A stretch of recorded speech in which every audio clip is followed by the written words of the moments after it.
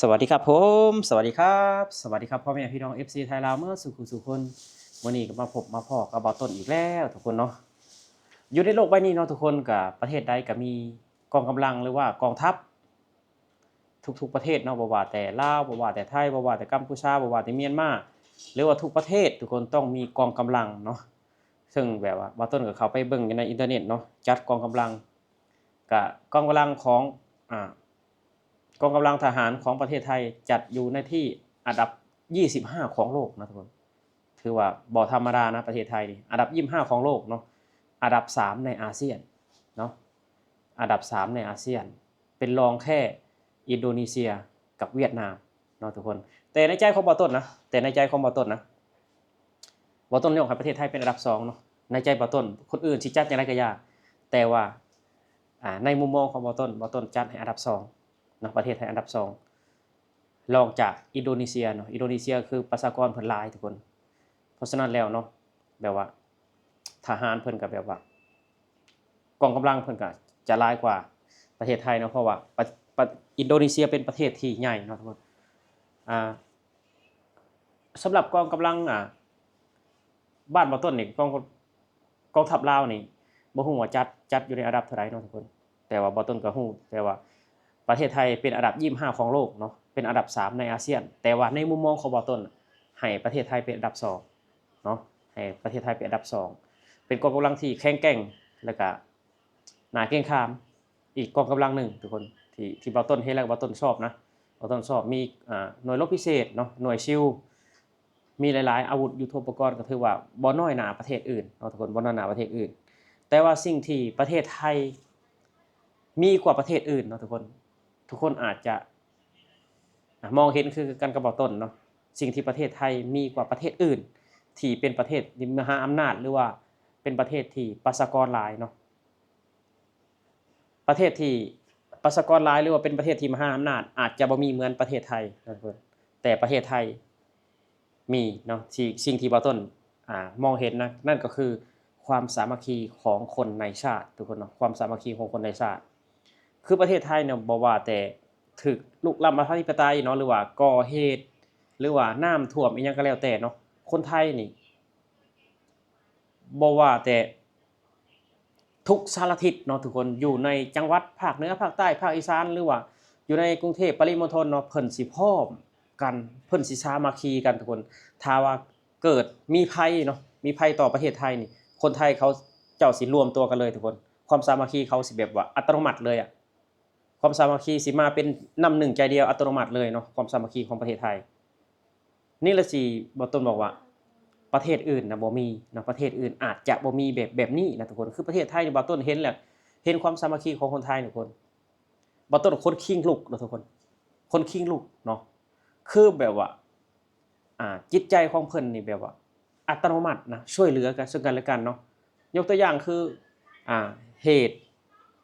ความไม่สงบ ตามแนวชายแดนไทยกัมพูชาเนาะคนไทยนี่บางคนก็เอาทุเรียนไปให้ทหารกินบางคนเอาไอติมไปให้ทหารกินบางคนเอาอเมซอนไปเสิร์ฟทหารถึงภูเขาทุกคนถึงในป่าที่แบบว่าลดไปอย่างยากเนาะกับคุณกันจอมพลังทุกคนไปสร้างถนนไปสร้างถนนให้ทหารทุกคนไปสร้างถนนให้ทหารนี่เนาะคือคนดังหรือว่าเน็ตไอดอลผู้มีชื่อเสียงในบ้านเพิ่นทุกคนสร้างคุณประโยชน์ให้ประเทศเนาะสร้างให้แบบว่าอ่าชาตินี้ต้องจดจำชื่อของคุณกันจอมพลังไว้เลยนะทุกคนเพราะว่าเพิ่นโอ้ไปเห็นเพิ่นไปเห็นเพิ่นไปเฮ็ดแล้วทุกคนบ่แม่นว่าเพิ่นสิแบบว่าไปทางป่าและเกตดินธรรมดาเนาะคือว่าเพิ่นไปเฮ็ดแบบว่าได้มาตรฐานเลยถนนขึ้นไปหาฐานทัพของทหารไทยที่แบบว่าอยู่ภูเขาหรือว่าอยู่อ่าป่าลึกเนาะถือว่าโอ้โฮทุกคนเนาะแบบว่าคนไทยเพิ่นช่วยเหลือกันอีหลียกตัวอย่างคือคุณกันจอมพลังเนาะบ่ต้นก็ขออนุญาตชื่อคุณกันจอมพลังเนาะบ่ต้นก็คือชื่นชอบในคุณกันจอมพลังเนาะแบบว่าเพิ่นประกาศหาออฟโรดเนาะเพื่อจะขึ้นเขาไปหาฐานทัพทหารบ่พอ5นาทีทุกคนบ่พอ5นาทีหนึ่งออฟโรดมาเต็มเลยเนาะออฟโรดมาเต็มเลย นี่แหละคือแสดงให้เห็นถึงความสามัคคีเป็นจิตหนึ่งใจเดียวของคนไทยทุกคน ทุกคนก็สิจำเหตุการณ์นี้ได้เนาะเหตุการณ์แบบว่าผู้หลักผู้ใหญ่บางประเทศปิด Facebook นี้เนาะปิด Facebook นี้เพราะว่านี่แหละโซเชียลไทยนี่แหละถล่มทุกคนโซเชียลไทยไปถล่มเนาะปิด Facebook นี้เลยเนาะเขาไปขุดเนาะทุกคนขุดฮอดบ้านของผู้หลักผู้ใหญ่บางประเทศว่าบ่ใช้ของไทยบ่ใช้ของไทยบ่กินของไทยแต่ว่าเห็นตู้เย็นทุกคนเห็นตู้เย็นที่ติดฉลากเบอร์5คือผลิตอยู่ในประเทศไทยของคนไทยทุกคนนี่แหละคือความสามัคคีของคนไทยทุกคนเนาะถ้าทุกคนสังเกตดีๆนี่ความสามัคคีของคนไทยนี่เฮ็ดให้เฮาคนลุกได้เลยอะเนาะเฮ็ดให้เฮาคนลุกได้เลยอินโดนีเซียเนาะหรือว่าประเทศอื่นๆเนาะที่แบบว่ามีกองกำลังพลหลายๆบ่ต้นเชื่อ 100% เลยว่าความสามัคคีบ่สู่ประเทศไทยประเทศไทยมีกองกำลังและก็มีพลังสามัคคีด้วยมี2อย่างทุกคนนี่แหละคือสิ่งที่ประเทศไทยแบบว่ามีบ่แม่นว่าบ่ต้นอยู่ในประเทศไทยหรือย่อประเทศไทยเด้อทุกคนเนาะบ่ต้นก็อยากให้ทุกคนมองลงไปลึกๆว่าจากกองกำลังแล้วประเทศไทยเพิ่นมีหยังแน่เนาะประเทศไทยเพิ่นมีหยังแน่คือว่าเกิดเหตุการณ์แบบนี้เนาะเกิดเหตุการณ์บ่สงบหรือว่าเกิดมีภัยอยู่ในประเทศไทยคนไทยเพิ่นนี่บ่ว่าแต่ป้าลุงเนาะหรือว่าผู้สูงอายุ60 70เพิ่นสิติดตามโซเชียลติดตามข่าวซื้อหนังสือพิมพ์มาอ่านดูทีวีดูอินเทอร์เน็ตในโทรศัพท์เพื่อสิติดตามข่าวเพื่อที่แบบว่าช่วยเหลือหยังได้ก็ช่วยเหลือกันคนไทยทุกคนช่วยเหลือกันบ่ต้องเชื่อเลยนะว่าถ้าว่าเปิดรับบริจาคเนาะสร้างถนนขึ้นหาฐานทัพไทยที่ติดกับชายแดนกัมพูชาบ่ต้นเชื่อเลยนะว่าเงินทะลุ100ล้านแน่นอน200ล้านแน่นอนทุกคนเนาะคือคนไทยเพิ่นจะช่วยเหลือคนละ1บาทคนละ1บาทคนไทยมี70กว่าล้านคนเนาะ70กว่าล้านคนทุกคน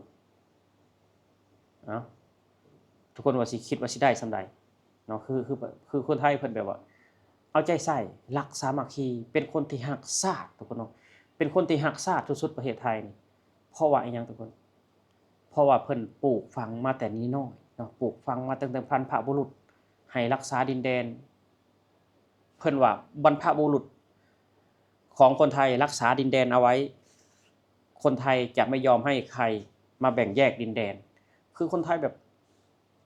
เป็นคนรักชาตินะทุกคนเนาะเป็นคนที่แบบว่าสามัคคีรักชาติเป็นคนที่แบบหวงแหนอธิปไตยเป็นคนแบบว่าบ่ยอมนะทุกคนคือประเทศไทยนี่เป็นประเทศที่ผู้คนใจกล้านำเนาะผู้คนใจกล้าถึงในถึงกันนี่แหละสิ่งที่ประเทศอื่นบ่มีเนาะทุกคนที่บ่ต้นมองเห็นนั่นก็คือความสามัคคีพลังของสามัคคีบ่ว่าแต่หญิงบ่ว่าแต่ชายบ่ว่าแต่วัยรุ่นบ่ว่าแต่คนแก่เพิ่นสามัคคีกันหมดทุกคนความสามัคคีของคนไทยเวลามีภัยเข้ามาเกิดในประเทศไทยความสามัคคีของคนไทยจะรวมตัวกันแบบอัตโนมัติทุกคนเนาะจะรวมตัวกันแบบอัตโนมัติเลยเนาะไม่ว่าพลังโซเชียลพลังความช่วยเหลือพลังให้กำลังใจทหารพลังให้กำลังใจเจ้าหน้าที่ประเทศไทยมีครบเนาะสิ่งที่ประเทศอื่นบ่มีเพราะฉะนั้นแล้วบ่แปลกเลยเนาะที่ว่าประเทศไทยนี่เพิ่นกองกำลังเพิ่นติดอันดับที่25ของโลกเนาะถ้าแบบว่าคนจัดอันดับเนาะกองกำลังนี่ถ้าว่าฮู้ว่าคนไทยสามัคคีกันแบบนี้นะบ่ต้นเชื่อเลยว่ากองกำลังของประเทศไทยติดอันดับ3ติดอันดับ3ของโลกเนาะทุกคนเนาะสำหรับคลิปนี้เนาะบ่ต้นก็ว่าผิดพลาดประการใดก็ขอโทษขออภัยเนาะก็ขอบคุณ FC ทุกๆคนเนาะขอบคุณพี่น้องไทยที่คอยซัพพอร์ตบ่ต้นเนาะบ่แม่นว่าบ่ต้นมาอยู่ประเทศไทยแล้วบ่ต้นแบบว่าย่อประเทศไทยทุกคนเฮาแบบเว้าในความคิดความเห็นนะเว้าแบบ